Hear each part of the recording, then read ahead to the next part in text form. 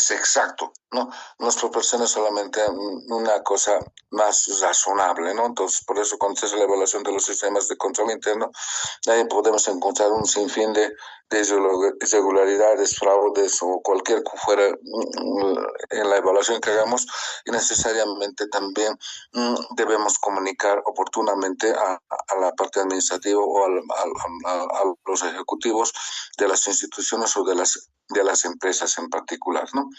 Para eso necesariamente el auditor tiene que aplicar tres metodologías que son básicas para hacer su evaluación, ¿no? En forma descriptiva, ¿no? O sea, tenemos que hacer una parte narrativa en los papeles de trabajo.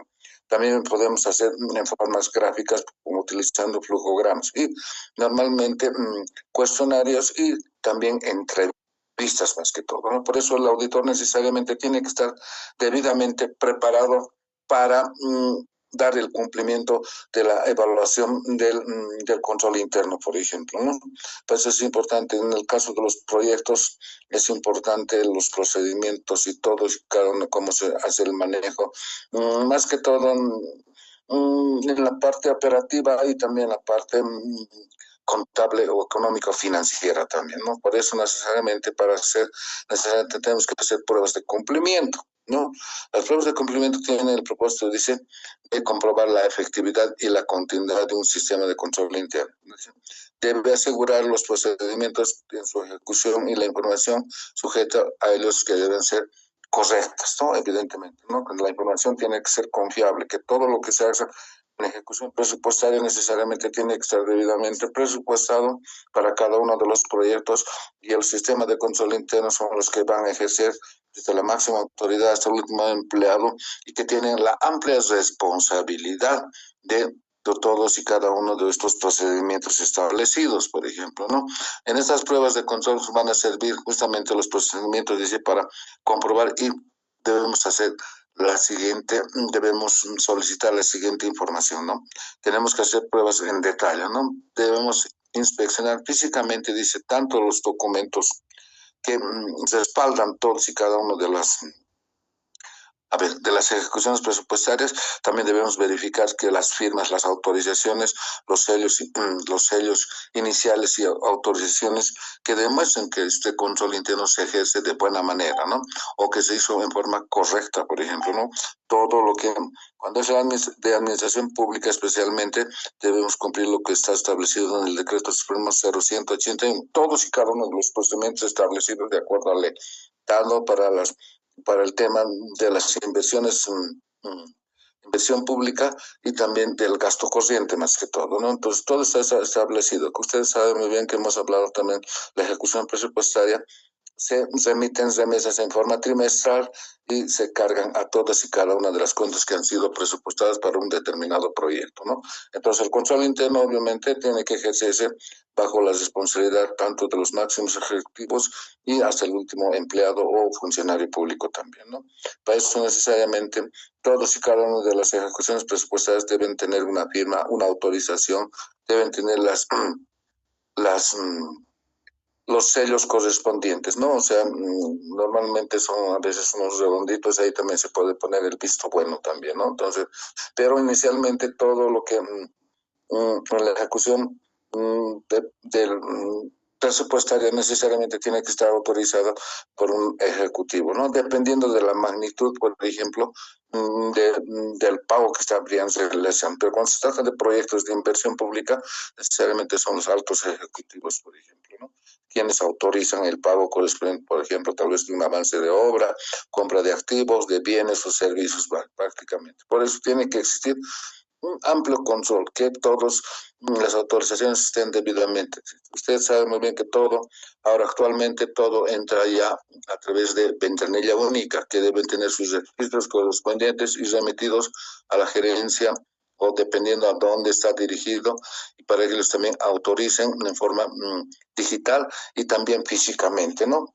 Entonces todos los documentos, una vez que llegan a la persona que va a hacer el pago correspondiente, tiene que tener toda la documentación, todas las autorizaciones en forma física. Por eso es importante que nosotros hagamos también la inspección física, tanto documentaria y para hacer nuestras pruebas de recorrido también, o pruebas de cumplimiento también, ¿no?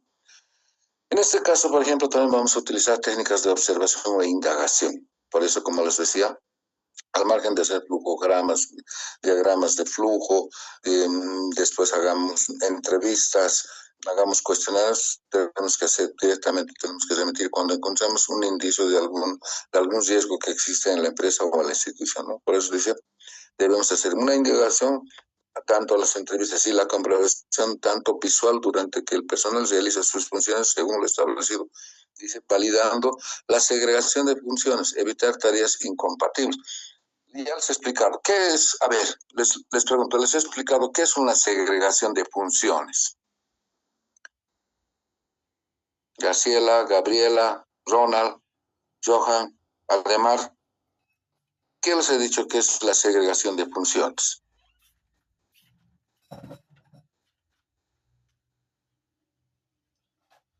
Hola, hola, ¿me están escuchando, verdad?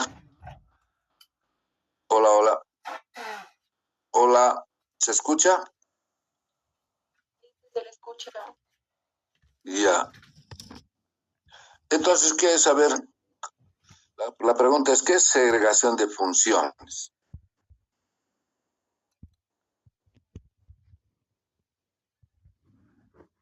¿Se acuerdan o no se acuerdan? Gabriela. Es un principio de control interno que consiste en dividir las responsabilidades de una operación entre diferentes personas para evitar errores, fraudes o irregularidades que se detecten dentro de una empresa. Bien, perfecto. Además, o sea, la segregación de funciones que a una sola persona no se le puede recargar múltiples tareas, por ejemplo, ¿no? Entonces, por eso cada funcionario debe cumplir o sea, sus tareas de acuerdo a lo establecido en los manuales de procedimientos. Perdón. Mucho frío, jóvenes.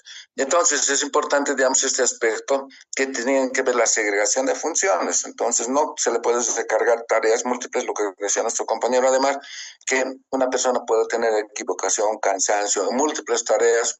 Y normalmente ocurre esto en las empresas, por ejemplo, ¿no? Porque no quieren contratar tal vez dos o tres personas más, contratan a una sola persona y esa persona tiene recargadas tareas que obviamente está asumiendo en un determinado momento y cometer, puede, puede cometer grandes errores también, ¿no? Que puede influir justamente a la empresa como tal, ¿no? Entonces la segregación, dices, dentro de la tarea que estamos haciendo de observación e indagación, nosotros como auditores tenemos que indagar. El auditor siempre tiene que indagar para cerciorarse realmente que se ha llevado a cabo un determinado proyecto o que hayamos visto visualmente nosotros como personas, porque a veces normalmente en los pagos que se realizan, por decir, para avance de obras o alguna situación o la compra de algunos activos, sacan fotografía.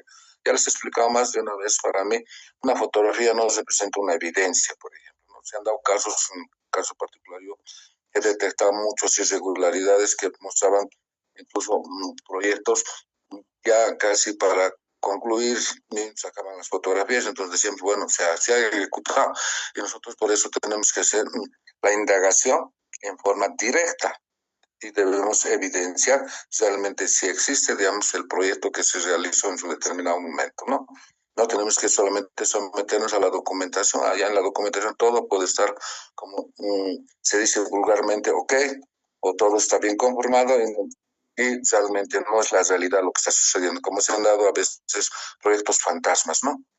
Bien, dentro también tenemos que, dentro de las pruebas de cumplimiento tenemos que ver si tiene los sistemas contables, los sistemas informáticos realmente tengan la amplia confiabilidad o la confianza necesaria.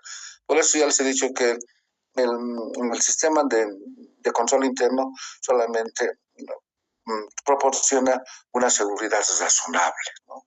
Justamente, no es 100% ni perfecta, por ejemplo. ¿No? Dice, el objetivo de dar al auditor la seguridad de que los controles se apliquen tal como fueron diseñados. O sea, a veces ya todo se ha diseñado, pero si está mal diseñado un sistema de control interno pueden tener grandísimos problemas, ¿no?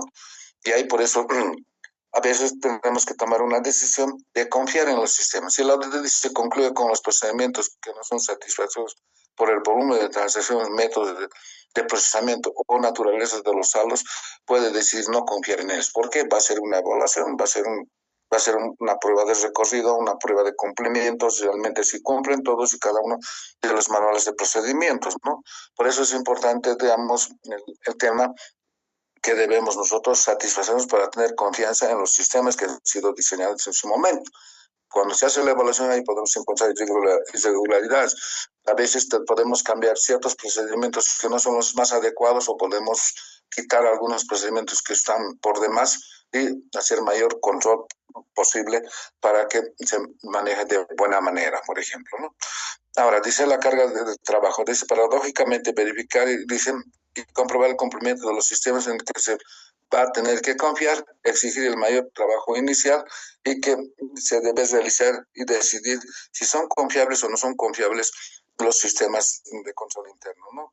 Y que podemos hacer pruebas sustantivas, ¿no? Entonces, para eso tenemos que hacer una interrelación de pruebas de cumplimiento que están íntimamente ligadas a las pruebas sustantivas, ¿no? O sea, vamos a hacer en la práctica, es lo mismo, dicen, un mismo procedimiento de auditoría que puede evidenciar ambas cosas, ¿no? O sea, vamos a hacer como pruebas de recorrido, pruebas de cumplimiento, si realmente cumplen con todos y cada una de las bases establecidas en el manual de procesos y procedimientos establecidos, por ejemplo, ¿no? Al hacer la revisión de un sistema realmente, el proceso de la auditoría o la evaluación del sistema de control interno necesariamente debemos hacer la recolección de información sobre la organización y sus circuitos administrativos, tanto efectuados en forma manual o hacer directamente las entrevistas y los flujogramas. Para eso necesariamente vamos a utilizar algunas técnicas que más adelante les voy a explicar cómo debemos hacer todos y cada una de las entrevistas y los cuestionarios que van dirigidas a preguntas, tanto respuestas tanto positivas como negativas, ¿no? Y cuando es negativo, algo tenemos que ver y por eso el auditor siempre debe diseñar de buena manera y con el amplio conocimiento de lo que va a preguntar a determinados funcionarios o altos ejecutivos. Usted sabe muy bien, cuando se hace una entrevista a un ejecutivo, siempre nunca tienen tiempo. Siempre dice, por favor, a otro momento, o hable con mi jefe de departamento o hable con los funcionarios. Siempre se quieren desligar. Para eso necesariamente tenemos que hacer también un rastreo, ¿no? De las noticias. En este caso particular, dice, el seguimiento completo de una o varias transacciones debemos hacer, unas pruebas de recorrido, ¿no? Cómo se está llevando adelante de acuerdo a lo que ha sido diseñado los manuales de procedimientos, ¿no? Y verificar la información que hemos obtenido. Siempre tenemos que sacar una muestra para justamente determinar si los sistemas realmente se están buenos. Entonces ahí también tenemos una regla de oro, dice. El propósito, dice, de la prueba de cumplimiento, una cosa es hacer la prueba de recorrido y otra es la prueba de cumplimiento, ¿no? Es resumir, dice, las evidencias sobre la eficacia del control, no solo las sanciones, tanto que estamos revisando en forma individual, también tenemos que en forma muy general. Ustedes saben muy bien que en todos los departamentos ustedes han debido también tropezar en este aspecto cuando hacen sus trámites en la universidad, en la carrera de contaduría. Entregamos todos los procedimientos establecidos, todos los requisitos y luego decimos que nos deberían atender casi en forma inmediata, pero lamentablemente hay un cuello de botella, dice, sí, tienen que autorizar el jefe, tienen que autorizar el director, vuelve a ser de 72 horas, ustedes vuelven 72 horas y todavía ni siquiera ha salido del despacho del director. Y hay un montón de cosas, como en cualquier empresa o institución también. No es importante esto, que esta regla debemos ver realmente si los controles están en forma eficaz, ¿no? Eso es lo más fundamental, digamos, de un sistema de control. Y para eso necesariamente tenemos que hacer tanto las pruebas de recorrido como las pruebas de cumplimiento, a saber, de entrevistas, cuestionarios y un sinfín de cosas, ¿no? Para eso necesariamente también otro aspecto que debemos hacer la evaluación del sistema de control, ¿no?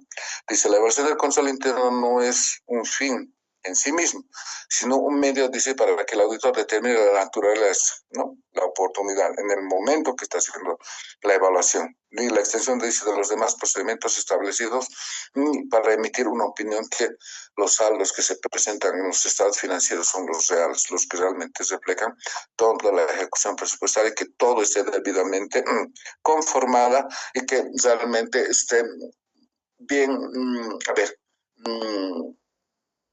a ver, evaluada por los sistemas de control interno, dentro los sistemas también, ¿no? Bien, entonces para eso fundamentalmente dentro del control de los sistemas de control tenemos también las responsabilidades, ¿no? Entonces cada uno de los funcionarios públicos de la administración son los responsables, dicen, desde la máxima autoridad del ente, dice, es responsable de diseñar, implementar y mantener el control interno, pasando, dice, en una relación costo-beneficio. Evidentemente los empresarios buscan siempre su costo-beneficio, entonces este control interno va a ayudar tal vez al cumplimiento de las metas y los objetivos establecidos, ¿no? Como les decía, vuelvo a repetirles, en un sistema de control interno solamente nos presenta una seguridad razonable, ¿no? Por eso dicen, ningún sistema ofrece seguridad absoluta, correcto.